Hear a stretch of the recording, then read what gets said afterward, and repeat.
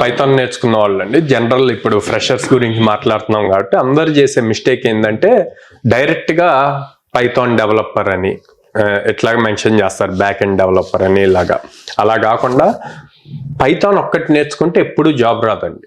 Python తో పాటు connect అయ్యి ఉన్న ఫ్రేమ్ వర్క్స్ నేర్చుకోవాలి. అప్పుడు full fledged job related course నేర్చుకున్నట్టు కంపెనీ వాళ్ళకి కూడా స్కిల్ సెట్ కావాలన్నమాట. ఓన్లీ పైథాన్ ప్రోగ్రామింగ్ ఎలా రాయాలి అన్నది తెలిస్తే జాబ్ వేయరు ఎవరు. సో అప్పుడు ఏం రాయాలి, I'm proficient in Python particular గా frameworks like Flask REST API అని చెప్పి, లేకపోతే ఫాస్ట్ ఏపీఐ అని చెప్పి ఇట్లాగా ఉంటాయి అనమాట. అవి క్లియర్ గా ఎందులో మీరు స్ట్రాంగ్ అన్నది చెప్పాలి. Frameworks multiple frameworks ఉంటాయి.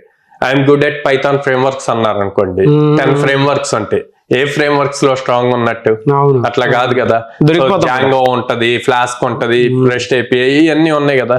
సో పర్టికులర్ గా మీరు ఎందులో స్ట్రాంగ్ ఉన్నారో అది ఇచ్చారనుకోండి, ఇక్కడ ఇంటర్వ్యూయర్ కి మీరు ఏం మెన్షన్ చేశారో దాని మీద క్వశ్చన్స్ అడిగేటానికి ఛాన్స్ ఉంటుంది. అట్లా కాకుండా కామన్ గా అన్ని ఫ్రేమ్ వర్క్స్ అన్న పాయింట్ లో మెన్షన్ చేశారనుకోండి, తను డిఫరెంట్ క్వశ్చన్స్ అడుగుతాడు, అవి మీకు తెలియకపోవచ్చు. అప్పుడు మీ చేతులారా ఒక ఇంటర్వ్యూ మిస్ చేసుకున్నట్టు అవుతుంది.